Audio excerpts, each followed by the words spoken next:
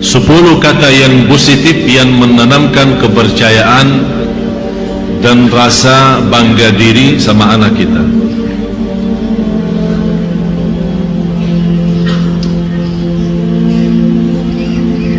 Yang pertama,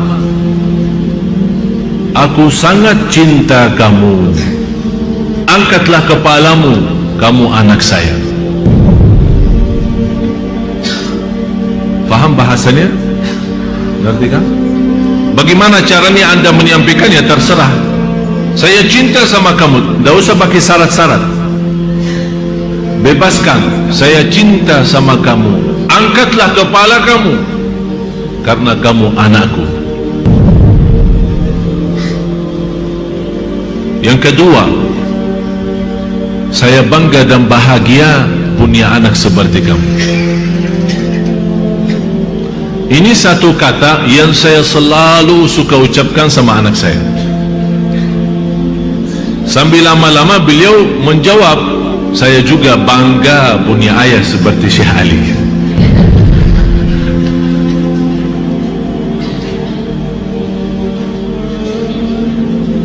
Atau bisa istilah lain, bahasa lain, lewat pertanyaan, kamu bangga punya mama ya?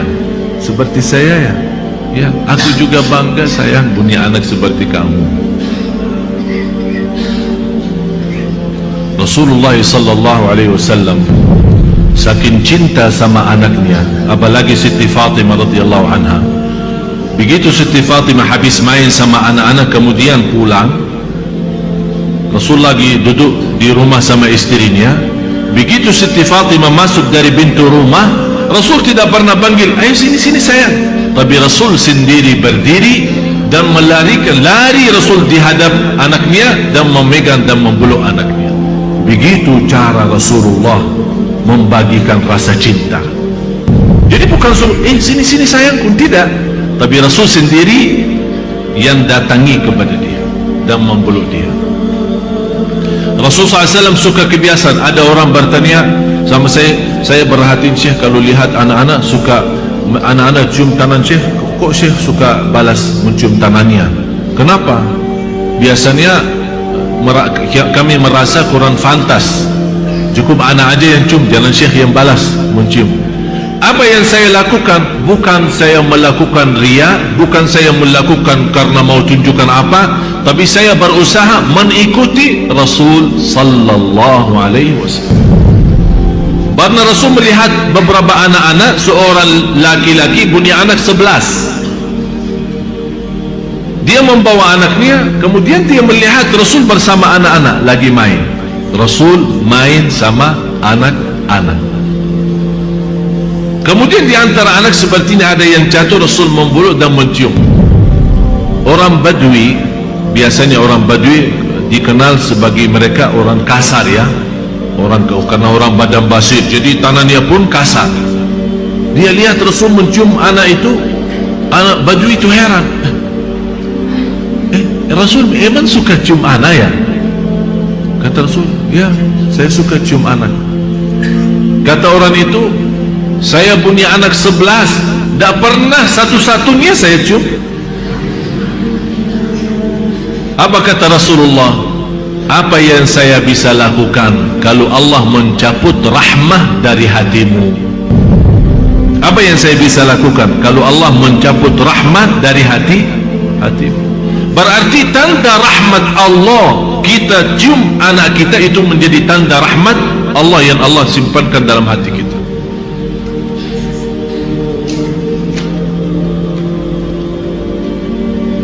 Salah satu pemain Rasul SAW sama anak, apalagi anak-anak kecil, Rasul memegang tangannya dan menyuruh anak berangkat atau berjalan dengan kakinya di atas kaki Rasul sampai ke ujung dadanya. Bisa gambarkan? Jadi Rasul memegang tangan anak, kemudian disuruh naik jalan sampai kakinya di dadahnya Rasul. Dan Rasul mencium anak itu dengan mulutnya Rasul langsung ke mulut anak itu. ada seorang dokter dari Kanada, ahli jiwa, berkata, dia belum tahu hadis ini, dia belum tahu Rasul suka begini. Dia berkata, salah satu cara mencerdaskan anak kita dan menanamkan kepercayaan saat kita bersenang berhiburan sama dia, cuba bawa cara ini, megang tangannya, tapi yang jalan-jalan yang umur 13 bisa ya, yang kecil lah, yang masih apa namanya 2 tahun, 1 tahun setengah, ya 3 tahun lah masih.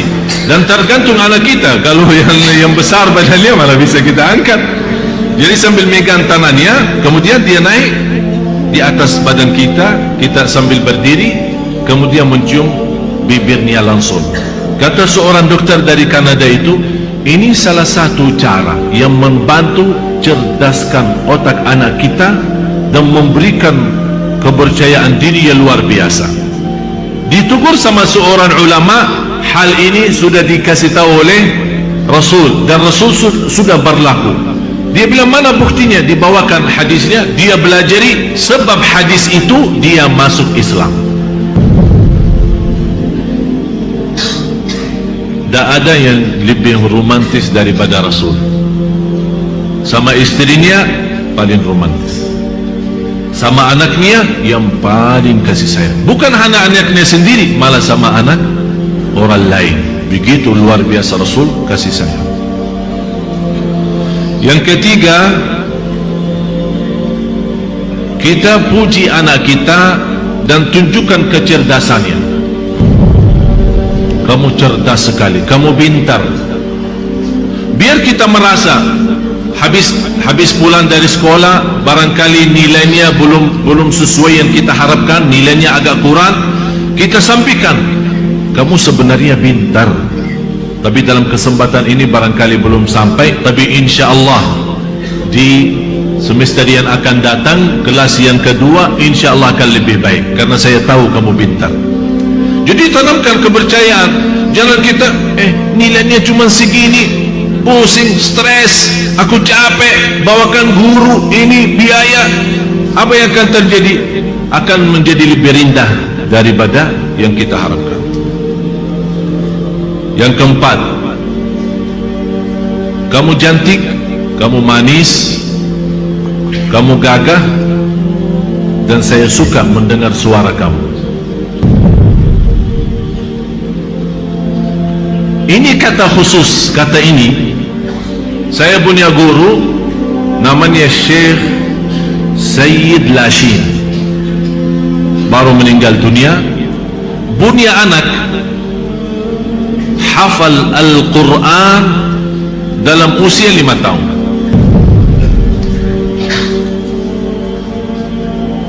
Tapi kalau ditanya bagaimana, dia bilang, saya selalu menanamkan di hati anak saya indah suaranya. Jadi setiap dia duduk sama ayahnya belajar ngaji Al-Quran, dia setel kaset, dia bawakan tip kecil, terus setel kaset. Begitu selesai, dia serahkan kaset itu kepada anaknya untuk dia dengar sendiri. Anak itu sebagai anak kecil penasaran, sesuatu yang baru bagi dia, sesuatu yang aneh, tapi dia merasa ini suara saya dan itu indah luar biasa, sebagaimana kata ayah saya. Disitulah mulai dia menikmati baca, menikmati mendengar Al-Quran. Lama-lama tertanam rasa cinta Al-Quran. 5 tahun, dalam usia 5 tahun hafal 30 juz. Yang kelima,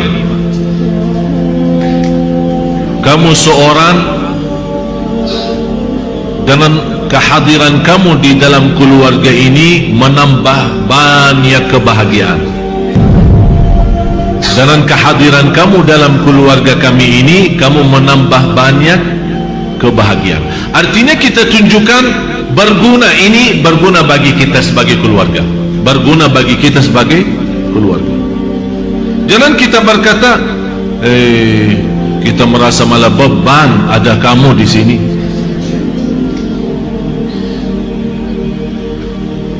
Yang keenam, kamu anak hebat dan kehebatanmu tidak ada batasnya. Dan saya kemarin di Makassar, saya tunjukkan kehebatan anak Makassar atau anak orang Indonesia umumnya. Karena kemarin saya minta sama seorang anak di Makassar, waktu kita sama-sama ke sana, acara Masya Allah dihadiri Bania Jamaah, saya minta sama seorang anak, coba siapa yang bisa sebutkan nama surah juz 30, juz 30 dari An-Naba sampai An-Nas. Ada seorang satu-satunya, padahal anak waktu itu banyak sekali, tapi satu-satunya dia yang maju, beranikan diri, datang dan naik bangku, dan kemudian dia membaca. Tapi Masya Allah baca dengan lancar. Ada di waktu acara itu ada, saya bilang kalau bisa mengucapkan dan menyampaikan nama-nama surah, saya akan kasih hadiah 50.000. Datang anak itu. Menurut saya seorang anak Indonesia, mohon maaf Bapak Ibu, umumnya anak-anak kita suka malu. Apalagi kalau di depan banyak orang suruh maju, mana bisa. Kita kadang-kadang mau maksa-maksa aja sudah tidak bisa. Tapi ini bisa maju sendiri dengan tawaran, biarpun dengan tawaran 50, tidak apa-apa. Tidak usah kita berkata harus dia belajar naji ikhlas, tidak usah bagi uang. Anak kita mana bisa tahu ikhlas? Ikhlas itu uang. Bagi anak kita ikhlas itu uang. Jadi salah satu metode untuk anak kita cinta dan mudah hafal Al-Quran, kita selalu memberikan balasan hadiah. Apa itu sepeda, apa itu uang, apa itu jalan-jalan. Tapi jangan hafal Quran ikhlas karena Allah, qul inna salati wa nusuki wa mahyaya wa mamati lillahi rabbil alamin. Jangan macam-macam riak. Anaknya umur berapa? 4 tahun. Ini diceramahin lah gitu. Ini buat kita, inna salati wa nusuki, ini buat. Tidak salah kalau anda membagikan hadiah buat anak kita demi dia hafal Al-Quran. Yang ketujuh, kita selalu membawa anak kita terlibat dalam masywarah keluarga. Saya tidak pernah mengambil keputusan berdua sama istri. Mau keluar kota, mau bawa istri, saya panggil Hasan, ayo duduk, kita lagi rapat, ada meeting. Dari umur dan usia dia masih 4 tahun. Kali ini kita mau berangkat, tapi Hasan tidak ikut. Bagaimana pendapat Hasan? Mau diam sama neneknya atau mau ikut? Ya kalau boleh ikut ya boleh. Kalau tidak boleh tidak apa-apa. Jadi kalau tidak ikut tidak apa-apa ya. Betul, betul.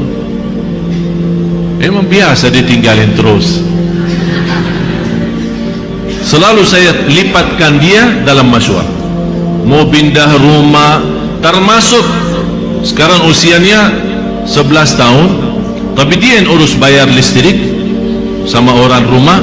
Dia pergi, dia yang bayar listrik, dia yang belanja di apa, kalau mau ke mall atau beli roti atau makanan atau buah, dia sendiri ke sana, dia yang nawar, dia yang bayar, dia yang menghitung sisanya, dia sendiri.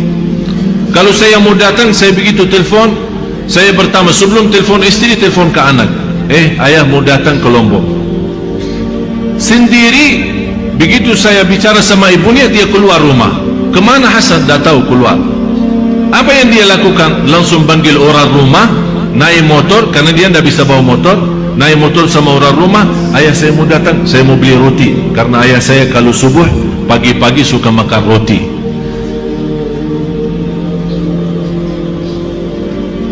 Jadi inilah namanya melipatkan dia dalam masywarah keluarga. Jangan kita dia kecil mau apa pendapatnya. Jangan. Kemarin Profesor Nasruddin Umar berkata, biarpun anak kita masih belum menjadi dewasa dan faham, tapi jangan main-main. Anak itu bisa menjadi salah satu waliullah dan doanya diijabah oleh Allah. Bagaimana kita minta sama orang salih dan sama yang tua mendoakan, boleh kita juga minta sama anak kita mendoakan. Yang kedelapan, kita senantiasa memuji dia di hadapan kawan-kawannya. Tapi saat kita puji, jangan berlebih-lebihan. Artinya, jangan berkata sama kawan-kawannya hal-hal yang tidak pernah terjadi. Anak saya suka ngaji Al-Quran setiap hari 10 juz. Ini depan kawannya. Nanti anak kita 10 juz. Boleh kita puji, tapi dalam hal yang dia lakukan, supaya dia tertanam lebih banyak lagi. Tapi jangan kita puji dia, tapi hal-hal yang berlebih-lebihan atau yang tidak pernah dia lakukan. Yang kesembilan, kita mendoakan dia sambil angkat tangan. Tapi doanya boleh anda saat sendirian salat, di sujud, di luar sujud, di luar salat kita doakan. Tapi ada sekali-kali kita lagi naik mobil, kita berdoa sambil naikkan suara, anak kita mendengar, tapi tambah kita pandangan kita ke dia. Jangan, kita tetap kita fokus seolah-olah kita tidak perhatiin ke dia, tapi kita mendoakan, ya Allah, anakku insyaAllah jadi hafal Quran, anakku sihat, dia mendengar bisikan doa kita. Dah usah bilang, ayo kamu amin, amin. Udah biarin aja. Seolah-olah kita lagi sendirian, tapi sengaja kita keraskan suara kita. Apalagi pas kita bawa mobil kemudian turun hujan, kita langsung, ya Allah turun hujan. Setahu saya kalau turun hujan doa makbul. Ya Allah lindungi anakku, ya Allah bahagiakan, ya Allah jadi hafal. Dia mendengar suara. Kamu amin enggak? Dah usah. Kok kamu amin enggak? Maksa-maksa amin. Kita doa aja ikhlas, tak usah dia kita perintah dia mengucapkan amin. Yang terakhir, aku percaya sama kamu karena kamu orang jujur, tidak suka bohong. Ini kata jauh lebih baik daripada jangan kamu bohong. Jangan kamu bohong. Lebih baik anda berkata, kamu, aku percaya sama kamu karena orang jujur. Kamu suka jujur. Oleh karena itu saya percaya sama kamu, dan saya tahu kamu tidak suka bohong. Tapi jangan melarang dia berbohong. Dengan cara seperti ini akan selalu membuat dia berfikir sebelum menyampaikan satu cerita kepada orang tua. Kalau dia tahu cerita ini tidak benar, dia tidak bakal sampaikan. Kalau dia tahu sudah betul-betul jujur, baru dia akan sampaikan.